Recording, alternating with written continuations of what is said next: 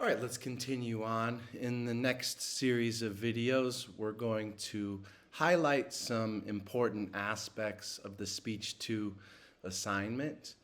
And as you remember from the previous video, one of the main goals of this assignment is to clearly convey quality information. That means what you'll be doing in this assignment is essentially a mini research project. You'll pick a topic that you will then go find good information about. You will evaluate those sources for their credibility and their reputation, and then you will take that information, synthesize it into a short speech that is comprehensible, understandable, and organized for an audience of diverse people, people who may have some familiarity with the topic to very little familiarity with the topic. So, like I said, this is like a mini research report. It's different from speech number 1 because you were the subject, and now the subject is what other people are saying about your particular topic. While your personal experiences and your beliefs and opinions can enter into the speech, the main focus should be on finding good information from good sources. Let's take a look then at the kind of 5 major steps of the speech. This is how these next series of videos will be organized using the canons of rhetoric.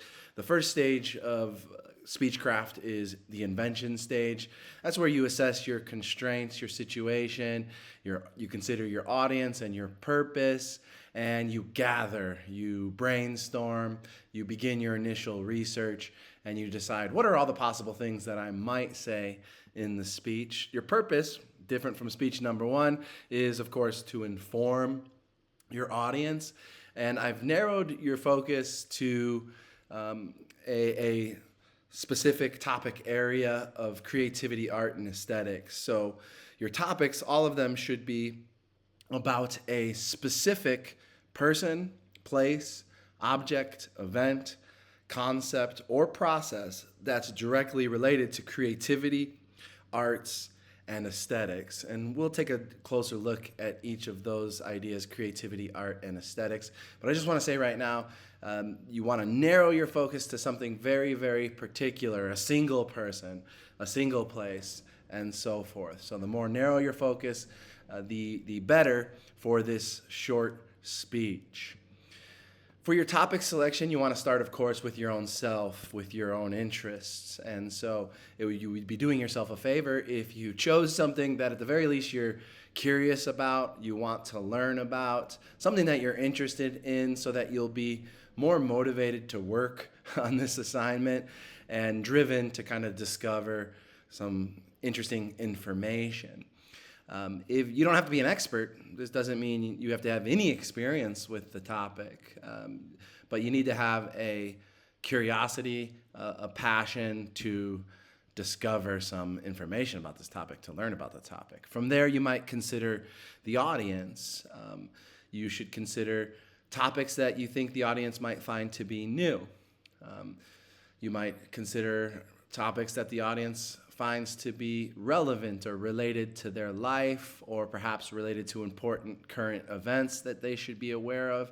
And finally, this last one is something that I really like. It could just be something that's, interesting, quirky, odd, something that for whatever reason attracts attention because it's just different, weird. So those are some things to consider when choosing a topic. Essentially what you're going to be doing is analyzing your audience, considering, who are the audience members that make up a typical college classroom. Pretty diverse, probably, diverse in ages as well. At the same time, there might be some commonalities that you can draw about your audience as a whole. And then finally, you'll adapt the choices that you make will be adapted to that audience. This is what we're calling, being audience-centered, so that the text is written for your particular situation and your particular audience. ultimately you're going to be moving from a topic to a thesis statement. So a topic is pretty general. The thesis statement is very specific. It's going to give us not only the topic, but the specific take on that topic, the specific angle or focus on that topic that you will limit yourself to during the speech. So our thesis statements, there will be an upcoming assignment that will deal specifically with crafting and revising a thesis statement until I approve it. But your thesis statements should all be concise, declarative statements of fact that express the main idea of your speech clearly. And everything in your speech then would be focused on elaborating, explaining, giving information about that main idea.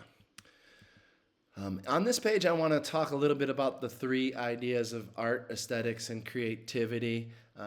In a moment, I'm going to turn to a web page, the address that you see here, to talk about the numerous types of artistic media that you could talk about. And we're aware of some of the perhaps more celebrated art forms or the high cultural art forms of like painting, but really anything that is an art form, and I'll show you this list here, could be a good subject area to begin exploring. Aesthetics, as Dr. Mapes in our textbook defines, is the study and enactment of art that leads to sensation or a felt sense. So we're surrounded by aesthetic objects in our world and in our designed environments. So this element of aesthetics kind of opens up topic areas to what kinds of things in the world produce a felt sense within us, and also you could consider, the aesthetics of things that aren't even traditional art objects. For example, what are the aesthetics of an iPhone? What are the aesthetics of an automobile? Those are all possible topics that you might consider.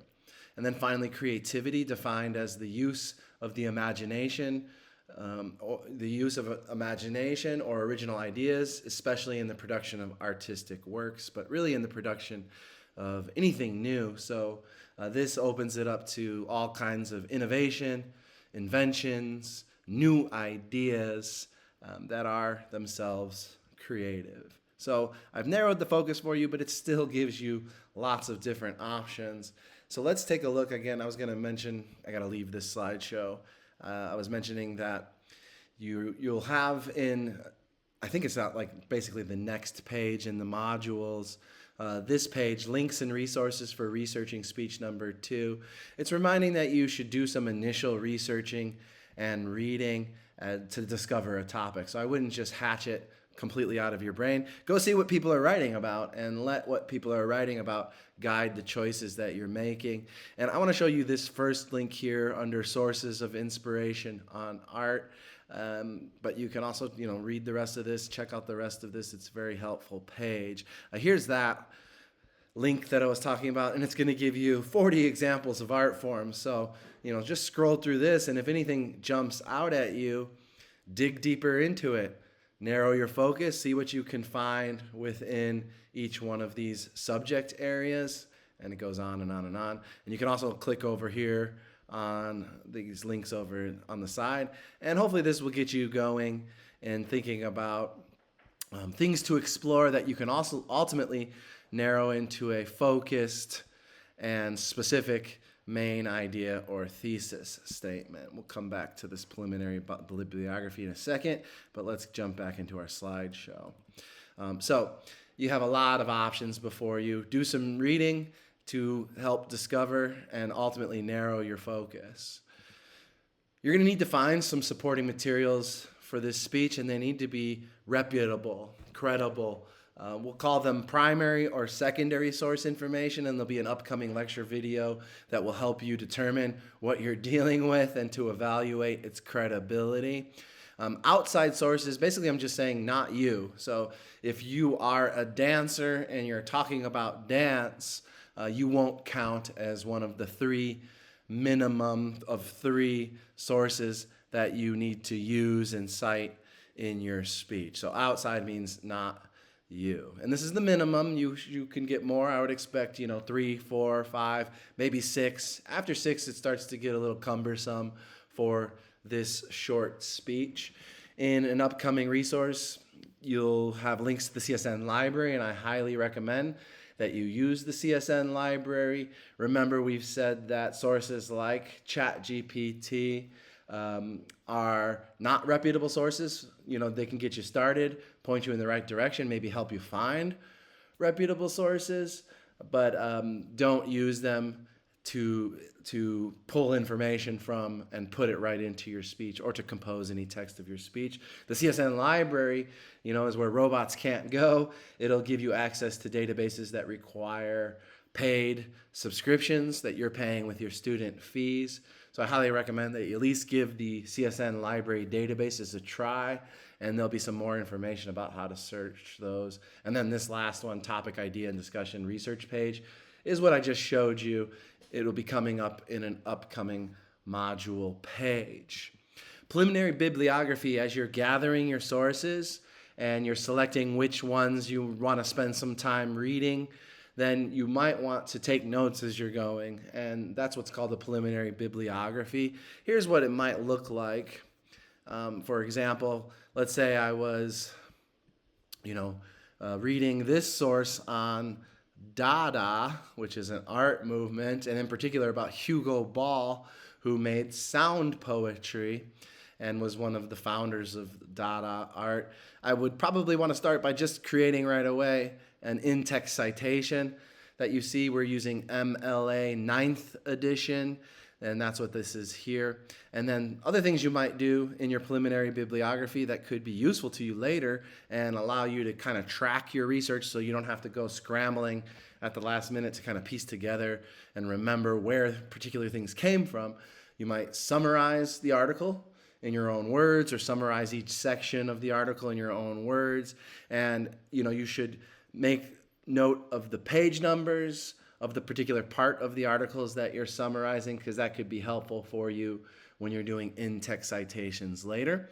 If you find, concise, really, economical, not too long quotes that might make good quoting in your speech, you should put those in your preliminary bibliography perhaps, and make sure you use quotation marks and include page numbers so that you know that those are in fact word-for-word quotations rather than your own writing. And then finally, I would leave myself a note that just says, how might I use this article in my speech? Oh, there was a scene in this article of Hugo Ball at the Café Voltaire, and I might use that for my attention getter or something like that. So leave a note reminding yourself what this article might be useful for. And I think that makes a good kind of preliminary bibliography as you are in the invention stage of your speech. Finally, we should think about our ethical commitments as we are beginning our gathering of information. We want to be honest. We want to be accurate. We want to create goodwill between ourselves and the audiences.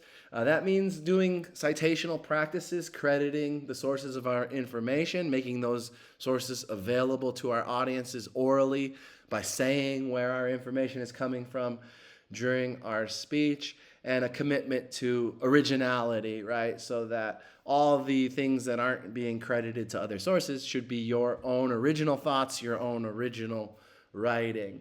In this speech, the purpose is to inform, so we should avoid advocacy, advocating for a policy or arguing that somebody should, maybe become a painter or become a sculptor. You might mention that in there, but that should not be the main focus. You're not trying to motivate us to do anything other than, accept good information, to consider this information to be good and worth listening to. So overall, the purpose is not to persuade, it's to inform, to report, to teach, to brief, to inform. We'll stop this video here and we'll pick up in the next video with arrangement strategies, which is the next step in the canons of rhetoric.